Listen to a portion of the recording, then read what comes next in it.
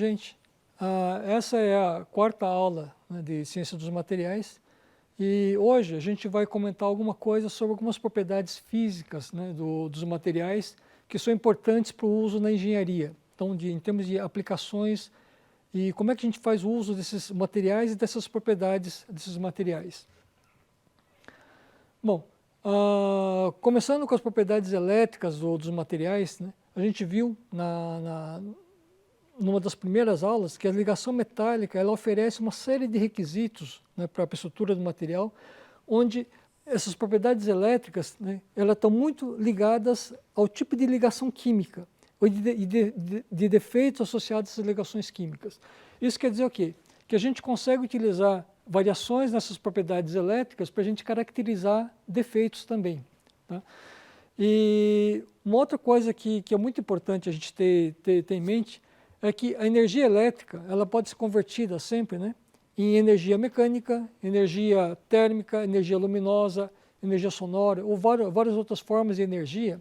E normalmente a gente faz, né, essa transformação de uma energia em outra ou para o transporte de energia através de materiais que conduzem a eletricidade.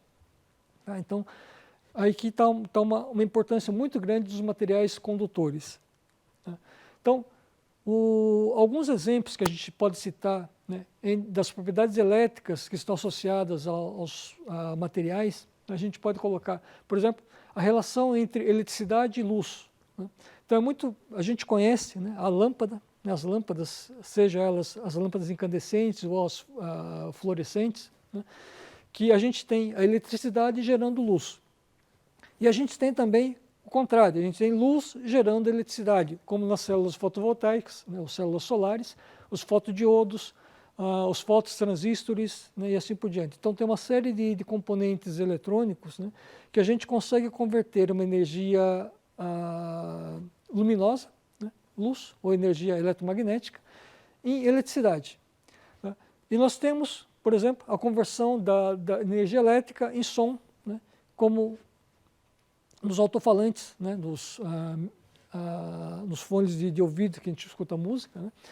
Mas também a gente tem a conversão do som em eletricidade, como acontece nos microfones, nos hidrofones. Então nós temos aí materiais que conseguem fazer, tá, essas duas coisas, né?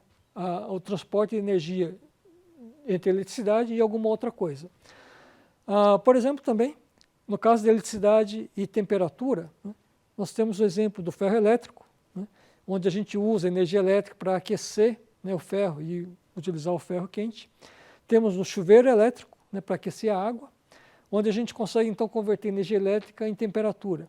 Mas temos também alguns materiais, né, que conseguem fazer o contrário, a partir de uma variação de temperatura, de gerar um potencial elétrico, gerar energia elétrica. Tá? Então, a gente tem aí, no caso, por exemplo, os termopares, que são elementos que a gente usa, inclusive, para medir temperatura. Tá?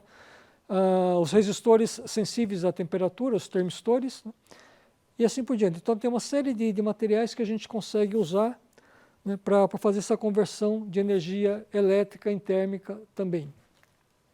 Então, a resistência elétrica é uma propriedade intrínseca do material que a gente faz muito uso. Corrente elétrica, a tensão elétrica. Então, esses três parâmetros, né, a gente consegue definir uma série de propriedades dos materiais, né, e caracterizar eles. E uma coisa que é muito importante também é a relação entre os efeitos elétricos e magnéticos. Tá? Então, na verdade, essa relação elétrico-magnético, né, a forma de campo magnético, ele consegue armazenar energia, né, então, e transformar essa energia em corrente elétrica e vice-versa. Tá? Então, esse fenômeno é muito importante, a gente tem uma série de dispositivos que fazem uso dessa conversão, tá, para usos diversos, tá? Como sensores, por exemplo. Temos um outro efeito, né, onde a gente consegue converter uma energia elétrica em força, tá, em uma deformação mecânica. Então, a gente tem aqui a relação entre uma deformação física e a corrente elétrica, como no caso dos materiais chamados piezoelétricos ou piezoelétricos, tá? Nos barômetros, nos sensores de pressão, indicadores de velocidade do ar, e assim por diante. E também temos, né, os chamados sensores eletroquímicos, né, onde a partir de uma reação química, geralmente na superfície do material, você altera a condutividade da superfície, tá, através dessas reações químicas, e a gente então consegue medir uma série de propriedades. Geralmente essa taxa de reação química ela vai depender do tipo de gás ou da concentração do gás em cima dessa superfície, como por exemplo a sonda lambda, que é utilizada nos carros para fazer a regulagem da combustão do motor, tá?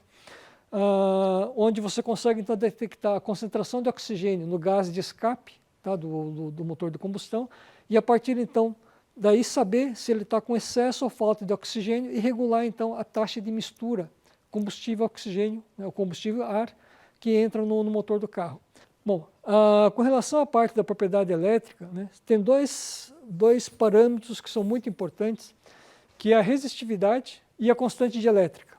A resistividade ele está relacionada à movimentação das cargas livres, geralmente dos elétrons, né, nos materiais, mas também associada à movimentação de íons, né, de cátions e ânions, né, dentro de uma solução, por exemplo. E nós temos um outro parâmetro que é a constante dielétrica. Essa constante dielétrica é um valor, né, que ele está associado à movimentação das cargas fixas. Né? Eu falei, poxa, mas o que é carga fixa?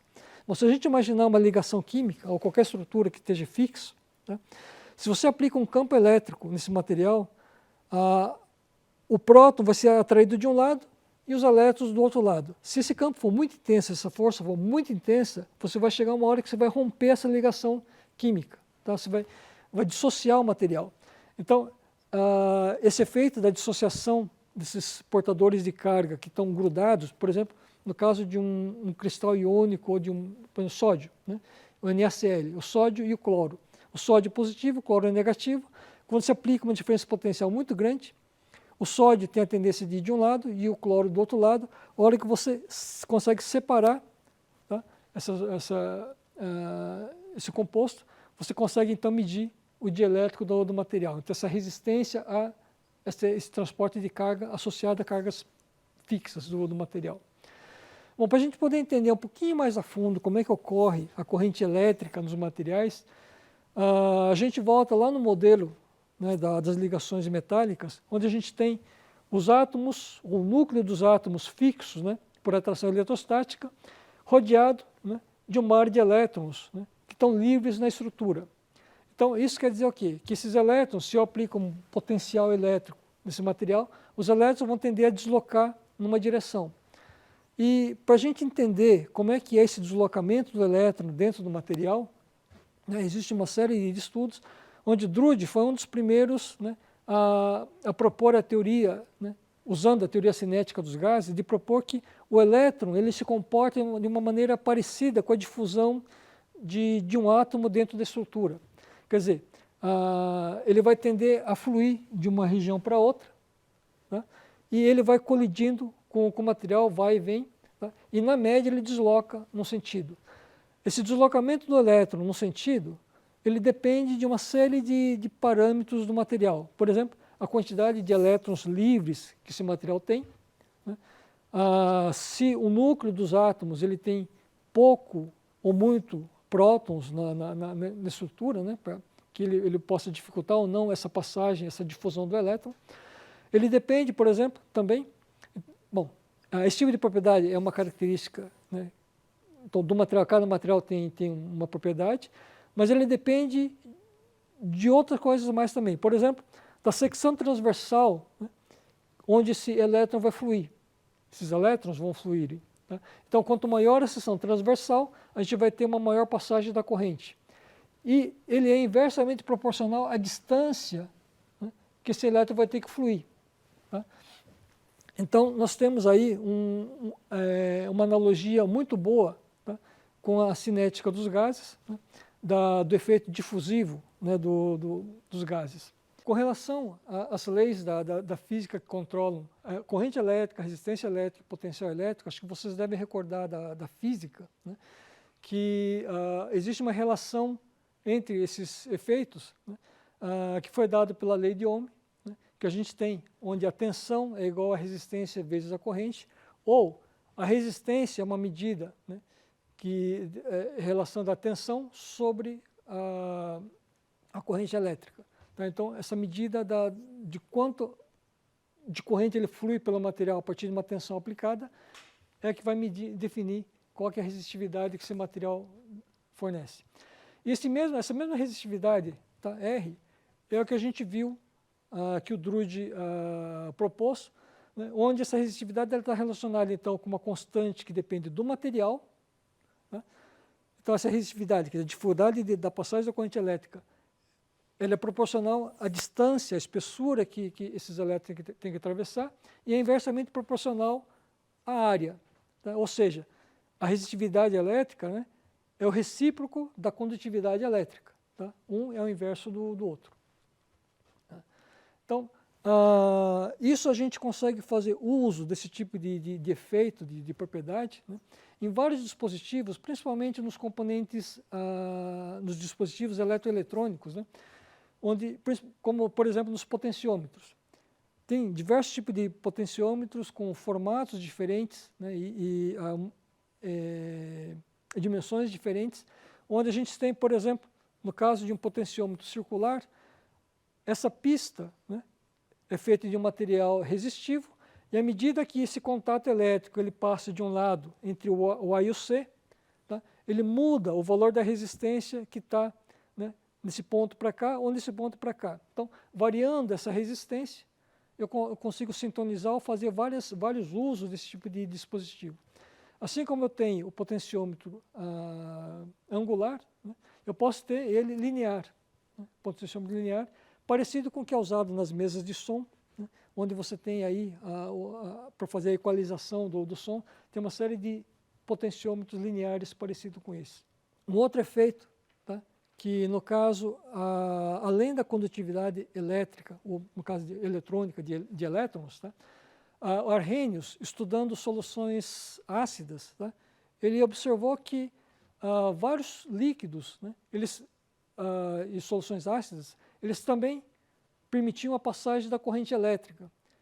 E ele foi um dos primeiros a propor que essa corrente elétrica, né, ele era diferente da corrente elétrica que acontecia nos metais. Então, ele fez a proposta de que essa condutividade elétrica ele não era feito por elétrons, mas sim de íons, né, de partículas iônicas. Tá?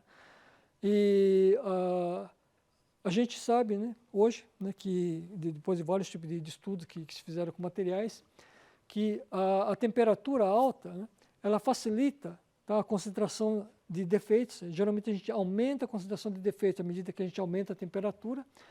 E a gente sabe que esse tipo de defeito, né, ele facilita o transporte de cargas iônicas. Quer dizer, os íons, para ele poder se locomover, né, dentro da estrutura, ele precisa estar livre. E a gente só tem íons livres quando a gente tem mais defeitos, e quanto maior a quantidade de defeitos, mais íons livres a gente vai ter nesse corpo. Bom, então, quanto maior, né, a temperatura, a gente tem mais ligações químicas rompidas e mais defeitos, que vai facilitar a condutividade iônica dos materiais.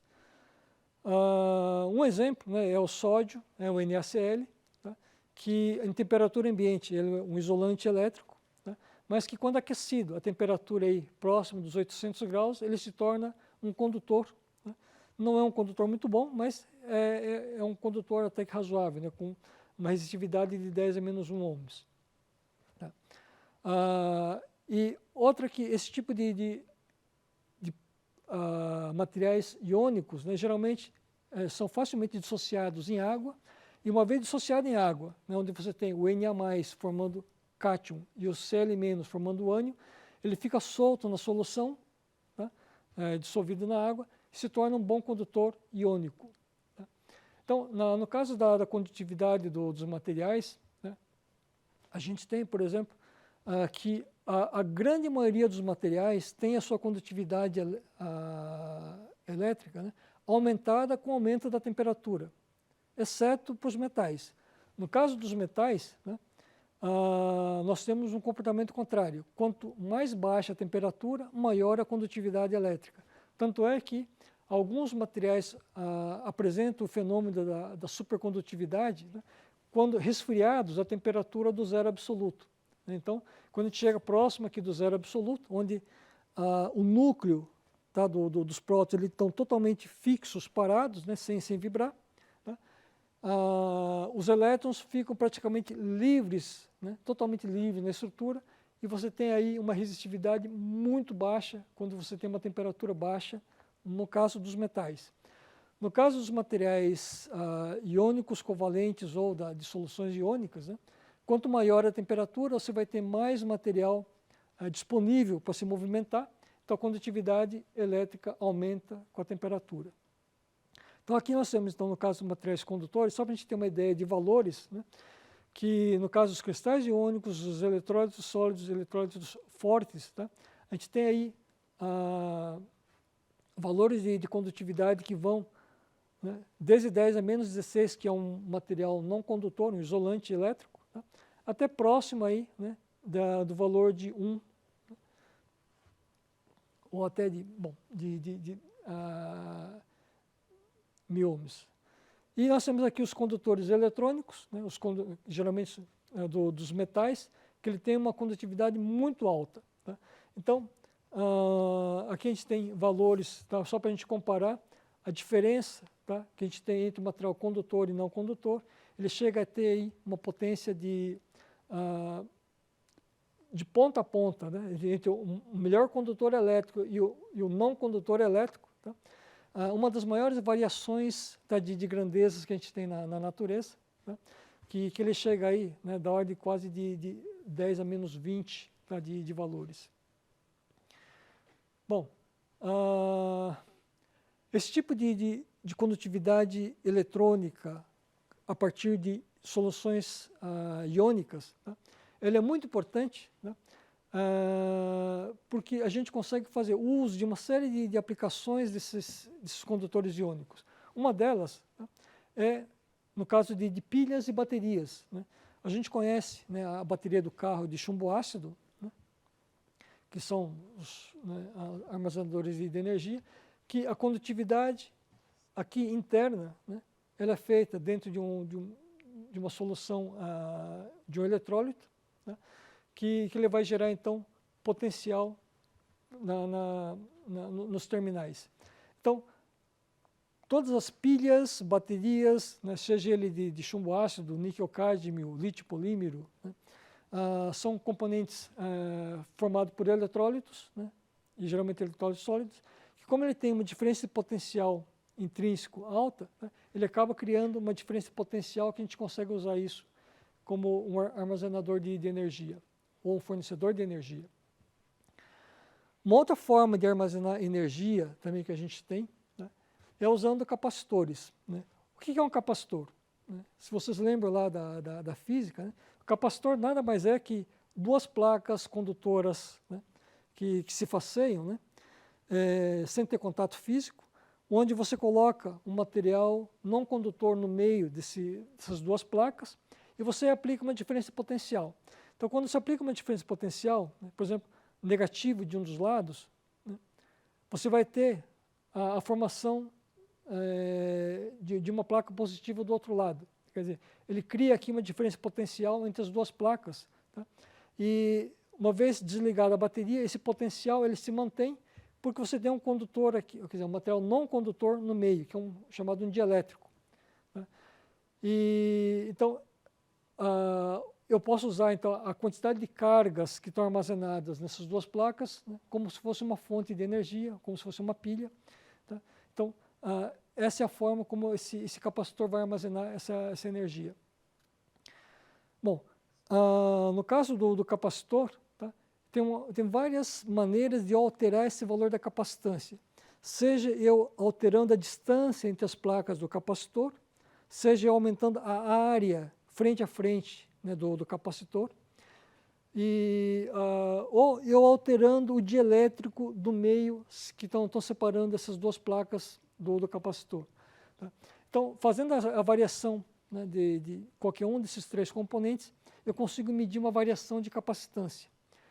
E isso permite, né, a gente construir uma série de sensores baseados, né, no capacitor, né, nessa propriedade do capacitor. E, por exemplo, usando esse tipo de propriedade, tá, a gente consegue medir detectar proximidade de objetos. Tá? Cada vez que a gente aproxima um capacitor de alguma coisa, ele altera o dielétrico do meio, e alterando o dielétrico, tá? Ele vai me fornecer uma medida, um sinal elétrico, né, que vai me representar alguma coisa. O que é essa coisa? Pode ser a aproximação de um componente, pode ser a variação de umidade, pode ser a presença de algum gás, né, na proximidade, e assim por diante. Então, ou mesmo, né, a presença de algum sólido que você coloca próximo do capacitor.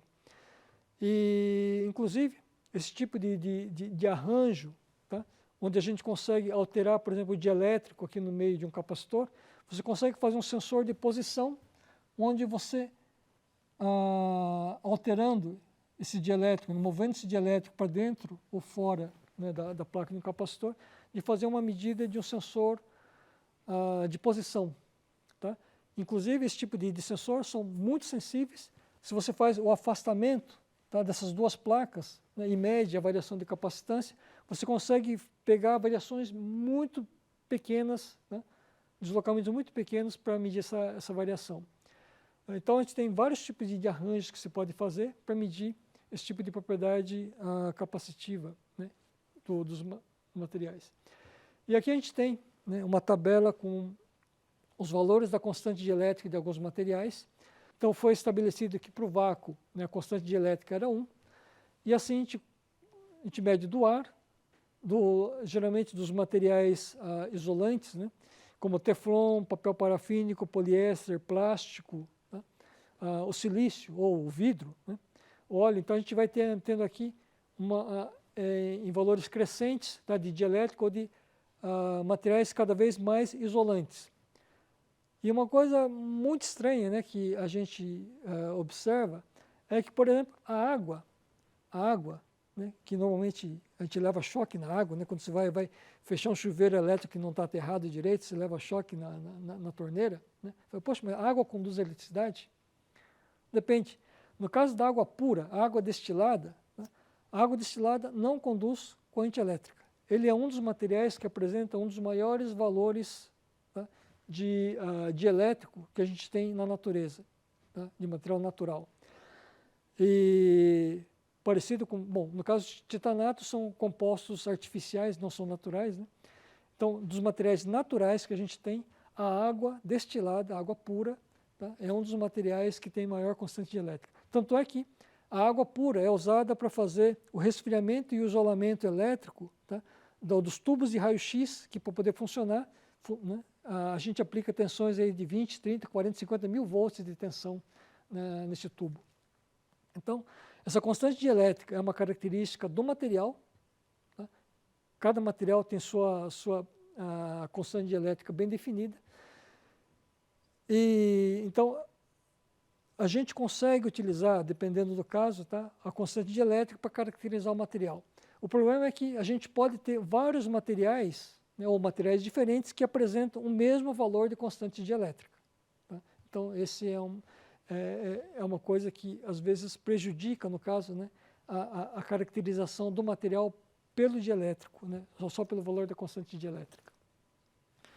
Bom, uma outra coisa que a gente faz uso, né, são os indutores ou as bobinas, né, onde, se você tiver, por exemplo, uma bobina enrolada dentro de um núcleo de um material ferromagnético, né, você consegue, então, aplicando uma corrente, armazenar energia, tá, magnética, na forma de campo magnético dentro desse material, e vice-versa, quer dizer, a partir da variação de um campo magnético, de você recuperar uma corrente elétrica, tá, no seu sistema. Então, esse tipo de produto, né, de componente, quer dizer, como ele armazena energia elétrica, tá, à medida que a gente passa corrente nele, e a variação de fluxo magnético, ele gera corrente, e geralmente ele gera corrente no sentido contrário da corrente que induziu o campo. Tá?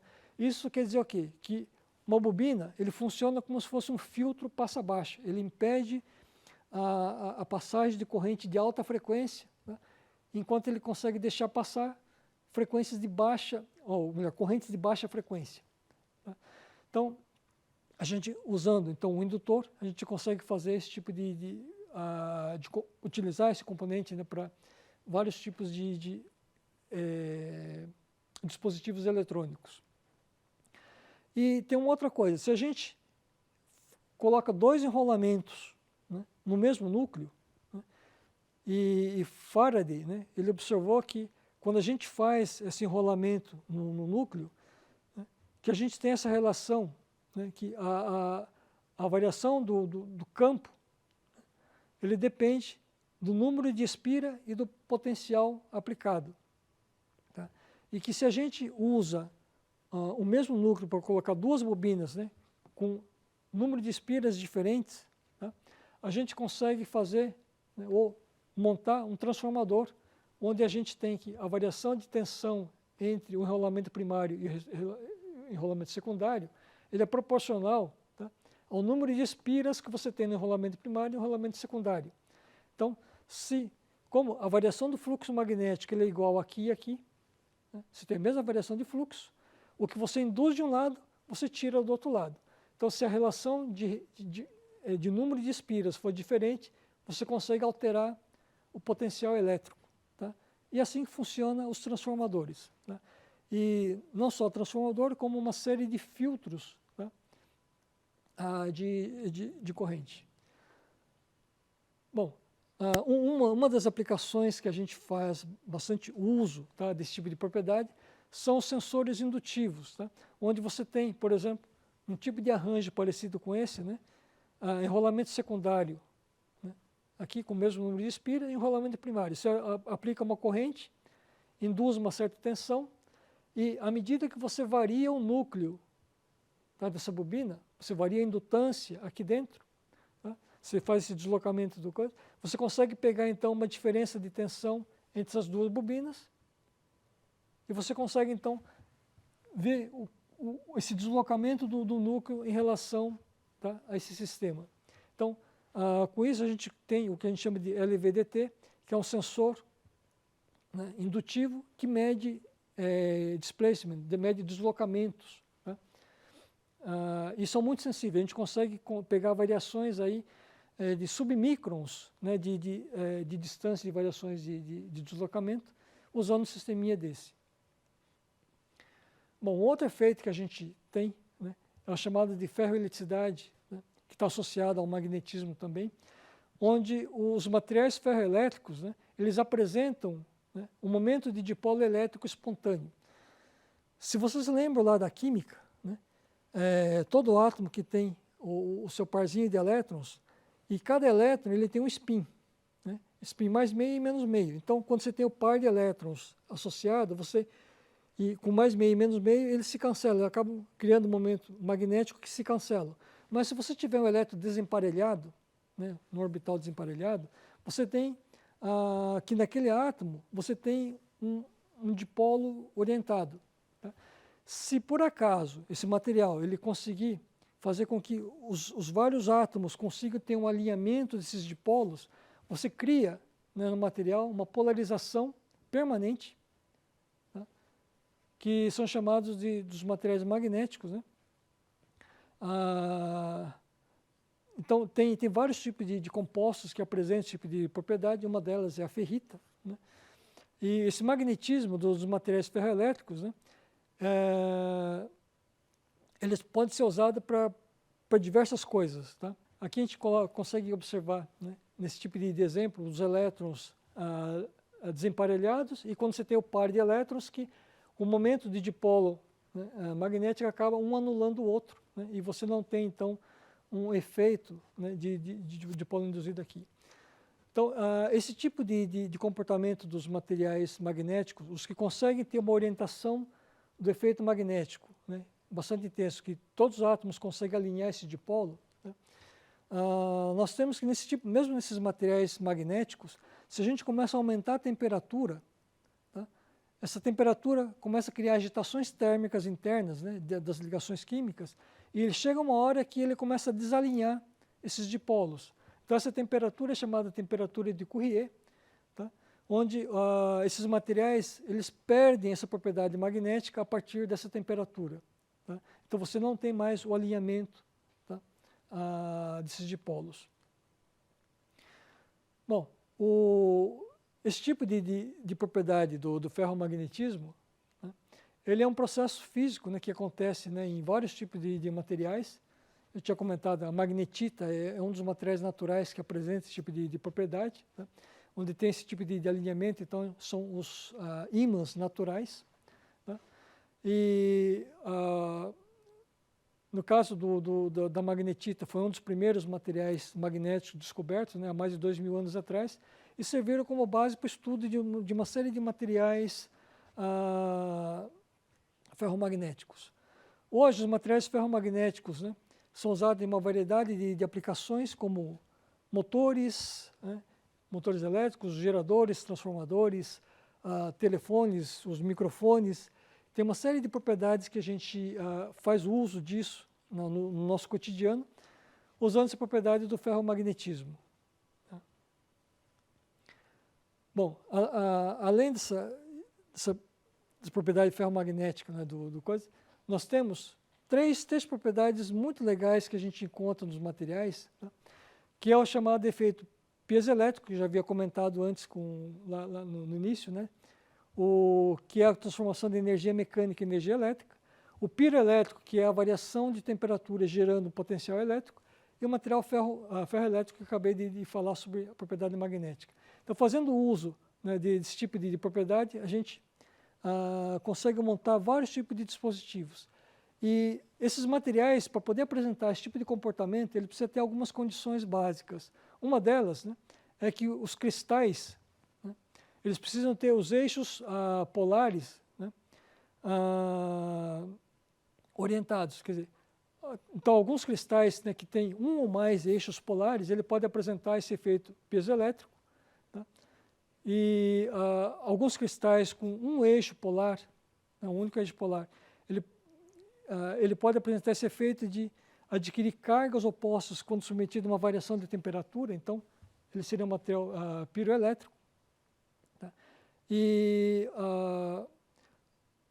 um outro efeito é que todo material, né, que apresenta esse tipo de polarização, onde essa polarização você consegue inverter a partir da aplicação de um campo externo, tá, é chamado de material ferroelétrico ou de ferroeletricidade. Né? Então, esse é o fenômeno da ferroeletricidade que ocorre nos materiais.